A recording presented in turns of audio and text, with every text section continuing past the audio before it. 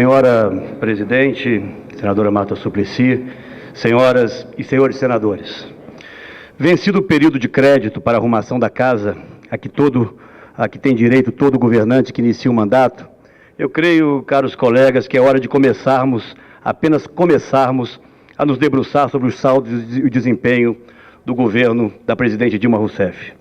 Senhora Presidente, olhando dessa perspectiva, o que aconteceu e especialmente o que não aconteceu em 2011, a meu ver, tudo parece fora de lugar.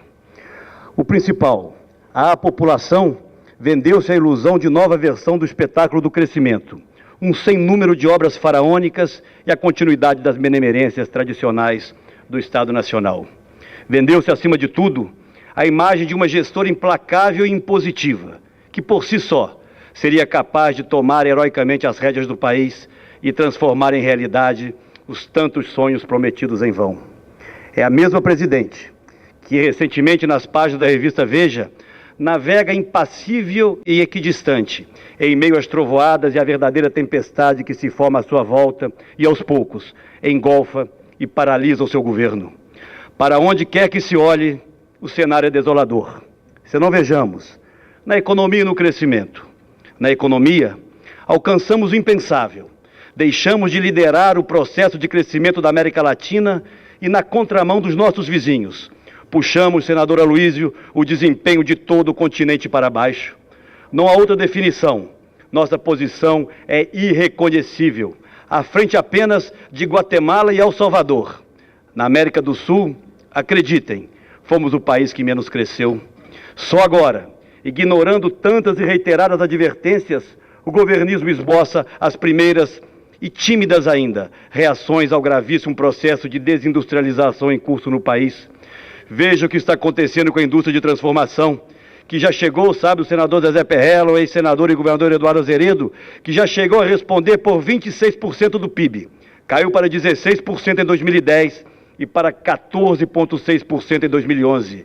Essa, sim, é uma das mais perversas, para não dizer maldita herança, que esse governo do PT deixará para o futuro. Não é mais hora de se discutir se há ou não desindustrialização no país. É fato. Voltamos à era pré-JK, aos longínquos anos 50. E isso não pode mais ser mascarado. A perda de competitividade da nossa indústria, como se sabe, é doença antiga, mas que se agrava em escala inédita por um conjunto de fatores entrelaçados na atual conjuntura. A valorização do câmbio, o peso dos juros dos financiamentos internos, o alto custo dos insumos, a elevadíssima carga tributária nacional e a absoluta ausência de infraestrutura adequada. Ainda não se sabe ao certo a motivação de mais uma recente reunião convocada pela presidente com os líderes empresariais nacionais para tratar do tema. Se todos conhecem o problema, já encaminharam inúmeras sugestões e não há nada de novo no fronte. Só um motivo a justificaria: a mesma pirotecnia de sempre com que se pretende ocupar o vazio propositivo e disfarçar a leniência do atual governo. No campo político, uma inédita versão sobre governo de coalizão, senador Jarbas Vasconcelos, tisnou as já frágeis relações políticas e institucionais entre o Legislativo e o Executivo, às expensas da cessão de áreas inteiras da administração federal aos partidos. Os escândalos se sobrepuseram em recordes de ministros caídos sob grave suspeição. Enquanto avançou, à luz do dia e sem quaisquer constrangimentos, o gravíssimo aparelhamento partidário da máquina governamental, a mão pesada do poder da presidência baixou sobre cada um dos suspeitos, como se não fosse a mesma mão que antes os nomeara e os conduzira para o governo. Aí descobrimos, senhoras e senhores senadores, o inacreditável. Haviam diversos ministros de Lula e uns poucos de Dilma. Muito cômodo. E foi assim que floresceu em seguida, pelos cantos de página, a estranheza de que a presidente, na verdade, estaria refém do seu próprio governo. É como se não tivesse sido a autoridade central nos 8 anos da administração anterior. É como se ela não houvesse, de próprio punho e com a sua consciência, colocado de pé o atual governo com as suas incoerências e incongruências irremediáveis. De crise em crise e de queda em queda de autoridades, uma parte importante do mandato presidencial simplesmente esvaiu-se.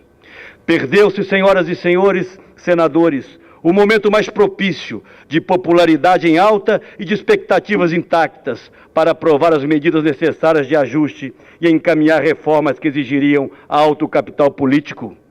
A esmagadora maioria congressual, montada ao custo que todos conhecemos, a que serviu, senhoras e senhores, nesses últimos 15 meses?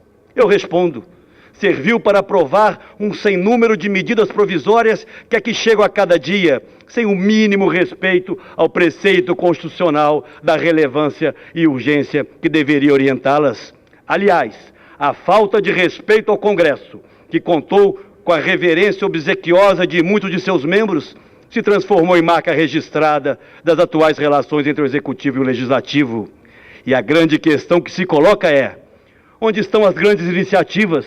Onde estão as reformas constitucionais tão necessárias ao país? Discutimos serena e abrangentemente a recomposição do Pacto Federativo? Reformamos o rito das medidas provisórias? Revisamos os royalties do petróleo e do minério? Renegociamos as dívidas dos governos estaduais? Criamos as melhores alternativas para prover recursos à saúde pública, maior tragédia nacional? Não. E na segurança pública?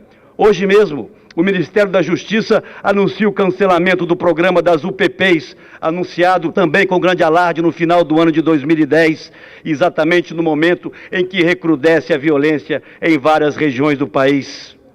A grande verdade é que nesses primeiros meses, onde tudo era possível debater e eventualmente aprovar, até mesmo com a nossa parceria dos membros da oposição, sempre responsáveis para com as questões que sejam de Estado, o que foi feito de fato? Absolutamente nada relevante. O governo perdeu a capacidade de propor, assim como já havia perdido o compromisso com o diálogo democrático. Impõe a estados e municípios, senhora presidente, cada vez mais obrigações, ignorando as dificuldades por que passam e alheio à crise de governabilidade que já assola vários deles. Determina os cortes em áreas vitais ao futuro desse país, como a de pesquisa, ciência e tecnologia, sem qualquer preocupação com o que virá além do prazo do mandato formal. E se formos falar em infraestrutura, senhoras e senhores, mas como nada é tão ruim que não possa ainda, senador Mário Couto, piorar, o crônico imobilismo político transformou-se em inapetência executiva. Vejamos a situação do PAC, tão propalado, propagandeado PAC. Apenas 8% do total de recursos aplicados em 2011, de 204 bilhões, saíram diretamente do orçamento da União. Outros recursos referem-se a investimentos rotineiros feitos por empresas públicas que teriam ocorrido com ou sem PAC. Referem-se a investimentos feitos pela iniciativa privada e pelos cidadãos que recorrem ao financiamento da casa própria. Sim, senhores senadores, até esses financiamentos são contabilizados no PAC. Em 2011, além do PAC ter tido o mais baixo desempenho de sua história, apenas 16 bilhões saíram efetivamente do Tesouro Nacional. 37%, os 6,9 bilhões do total, referiam-se aos famosos restos a pagar de anos anteriores, sobrando quase nada para obras novas. Em alguns casos, senhoras e senhores, senhor senador Mozarildo, o atraso é monumental. Leio que 19 obras estruturantes do país, com orçamento de 166 bilhões, se afastaram léguas do cronograma desenhado pelo governo e serão entregues com pelo menos 4 anos de atraso. É essa, senhoras e senhores, a propalada eficiência gerencial do governo? Não acredito que possa assim ser compreendida. Projetos que o ex-presidente Lula pretendia e anunciava inaugurar ainda em seu mandato, agora correm risco de não serem mais concluídos sequer no governo Dilma. Isso sem falar na complexa transposição do Rio São Francisco, que viu, senador Aloysio, seu custo passar de 4,6 bilhões para já 8,2 bilhões de reais, apenas por enquanto. Recentemente, um grupo de parlamentares, e aqui o senador Eduardo Azeredo ajudava a chefiar essa delegação, visitou trechos das obras onde a presidência foi aconselhada a não ir. O abandono é regra e outras visitas ocorrerão. Lembro, senhoras e senhores, do simbolismo da ferrovia transnordestina, que tem, a meu ver, a cara deste governo. Com cerca de 1.700 quilômetros de extensão, foi iniciada com pompa e circunstância em 2006 e deveria ter sido finalizada em 2010. Pois bem, já alcançamos 2012 e o que se construiu até agora não ultrapassou 10% do percurso previsto. E as obras da Copa? Eu não vou aqui cansá-los repetindo as mesmas críticas que fazia há mais de um ano dessa tribuna. Os investimentos em mobilidade urbana engatinham. Se parte das obras nas arenas avançaram, ainda que com alguns problemas, é porque são os governos estaduais que respondem por elas e não o governo federal, como alguns querem ou insistem em fazer parecer. Aliás, a multiplicação dos números parece ser, ao final, a maior realização do atual governo. A ausência de planejamento é, sim, a sua mais visível marca.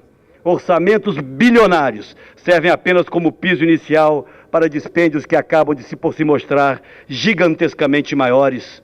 Nesse caso, inclui-se o inacreditável trem-bala, senadora Luiz, a verdadeira obsessão da atual administração, que Vossa Excelência aqui tem observado permanentemente, enquanto derretem estradas federais e as ferrovias são abandonadas à própria sorte em todo o país. Em 2008, ele custaria 20 bilhões de reais e seria licitado em 2009 para circular em 14. Em julho de 2010, o preço já havia subido para 33 bilhões e a inauguração ficara para 2016. O preço final, porém, já não será mais esse. Especula-se que irá custar 53 bilhões de reais. Agora, depois das tentativas do governo em licitá-lo, já não se tem mais datas, prazos ou valores. Anuncia-se que o projeto será divulgado no próximo mês de junho. Com muito menos do que isso, senhores senadores, todo o problema de transporte de massas nos grandes centros brasileiros estariam resolvido. Multiplicam-se números, multiplicam-se promessas, impossíveis a maioria delas de serem cumpridas. Se desanimadores são os resultados verificados dos investimentos na infraestrutura no Brasil, são também igualmente decepcionantes.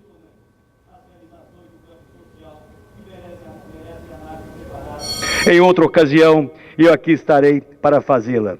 Senhoras, senhores senadores, peço um pouco mais de paciência à presidente Marta Suplicy, porque eu volto hoje a essa tribuna, senhora presidente, para alertar que estamos avançando para o 10º ano do governo petista, segundo do governo Dilma. E pelo caminho vão ficando as promessas da campanha eleitoral, reduzidas a resultados medíocres, cujos números a contabilidade cruel dos fatos exibe a cada semana. A leitura da entrevista concedida pelo presidente à revista Veja soa tão vazia quanto a realidade das promessas não cumpridas. Nela encontramos contradições insanáveis, como o desejo de reduzir a carga de impostos. Eu pergunto, senhores líderes do governo, e o compromisso assumido publicamente e não cumprido de desonerar as empresas estaduais de saneamento? A proposta está aí, em tramitação na casa, ou melhor do que isso, engavetada pela maioria do governo. O país não tem projeto.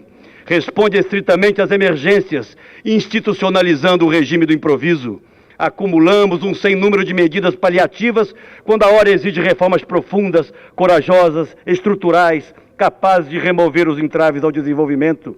Lembro aqui, ao final, frase da minha conterrânea jornalista Miriam Leitão, em um recente artigo: o governo distribui favores quando deveria trabalhar para melhorar o ambiente favorável ao crescimento. E cito por último um grande poeta da minha geração, o Cazuza, que não nos deixava esquecer que o tempo não para. E se nada for feito, e rápido, para desatar os nós políticos e gerenciais que emperram a máquina pública, o Brasil vai perder a maior janela de oportunidades de toda a sua história. A grande verdade, presidente Marta Suplicy, senador Ciro, senador Álvaro, senhoras e senhores, a grande verdade é que este governo envelheceu. E envelheceu rápido demais. Muito obrigado.